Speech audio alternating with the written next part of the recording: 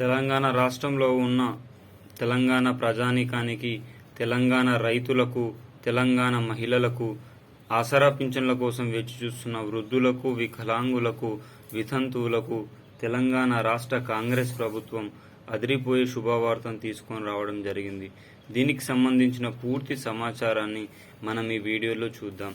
మన ఛానల్ని ఎవరైనా మొట్టమొదటిసారిగా చూస్తున్నట్లయితే ప్రతి ఒక్క తెలంగాణ ప్రజలు చూసిన వెంటనే లైక్ చేయండి.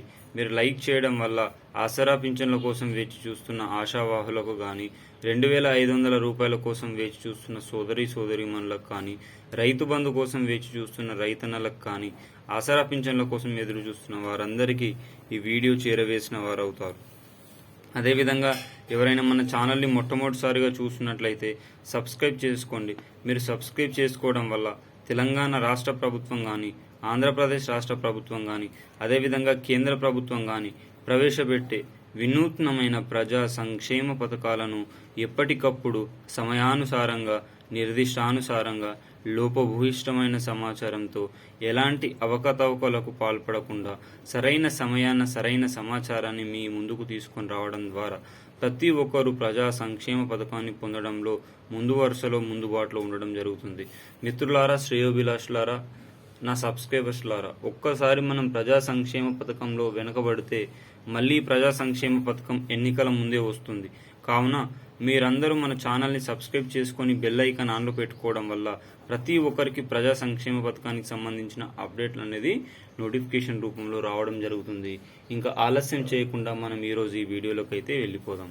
రైతులకు సూపర్ న్యూస్. అవునండి, ఎవరైతే యాసంగికి సంబంధించిన వడ్లు కానీ, అదేవిధంగా మొక్కజొన్న కానీ ఇవన్నీ ఎవరైతే అమ్మేశారో వారందరికీ డబ్బులను జిల్లా కలెక్టరు వాళ్ళ ఖాతాలో జమ చేయాలని ప్రభుత్వం నుంచి అయితే ఆర్డర్స్ అయితే రావడం జరిగింది. కావున ప్రతి ఒక్కరికి డబ్బులు అయితే పోవడం జరుగుతుంది. ప్రతి ఒక్కరు మీ ఖాతాలు అయితే చెక్ చేసుకోండి.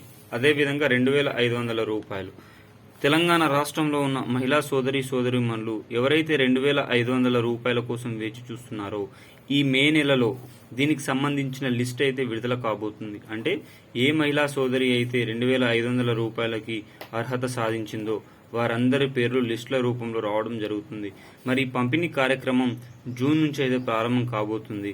మరి ఆసరా పింఛన్లు ఇచ్చినట్టు పోస్ట్ ఆఫీస్లోనే ఇస్తారా, లేకపోతే గవర్నమెంట్ ఎంప్లాయీస్కి శాలరీస్ ఇచ్చినట్టు అకౌంట్లో పడతాయా అనేది కూడా దీనికి సంబంధించిన పూర్తి సమాచారం ఈ 2-3 రోజుల్లో కానీ ఈ మే మొదటి వారంలో కానీ తెలిసే అవకాశం అయితే ఎక్కువ మోతాదులో ఉంది.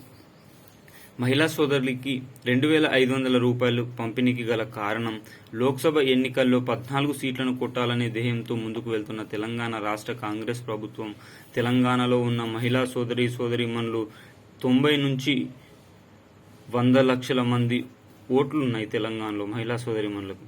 వీరందరి ఓట్లను ఓట్ల బ్యాంకుగా మలుచుకొని తెలంగాణ రాష్ట్ర కాంగ్రెస్ ప్రభుత్వం అధికారంలోకి రావాలని చూస్తుంది. అదేవిధంగా రైతు బంధువు కోసం వేచి చూస్తున్న రైతన్నలకు యాసంగి సహాయాన్ని 15 ఎకరాలకు పెంచుతూ తెలంగాణ రాష్ట్ర కాంగ్రెస్ ప్రభుత్వం అదిరిపోయే శుభవార్తను తీసుకొని వచ్చిన సంగతి తెలిసిందే.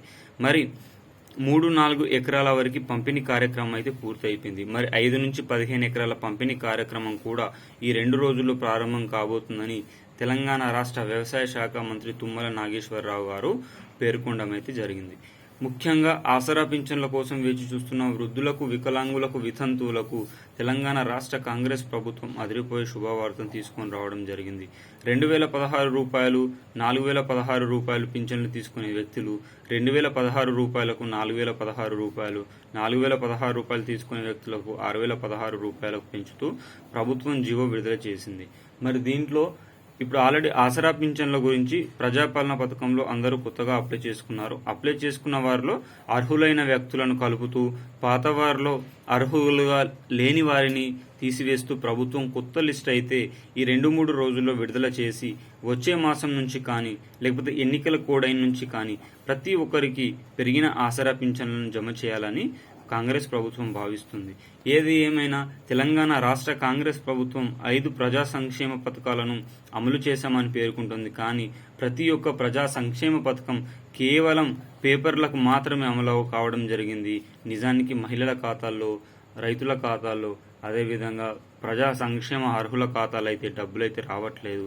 ఏది ఏమైనా తెలంగాణ రాష్ట్ర కాంగ్రెస్ ప్రభుత్వం ఇచ్చిన మాట నిలబెట్టుకొని ప్రజల్లో మంచి పేరు తెచ్చుకోవాలని కోరుకుందాం. వీడియో నచ్చితే లైక్ చేయండి, షేర్ చేయండి, కామెంట్ చేయండి. జై జవాన్, జై కిసాన్, జై హింద్.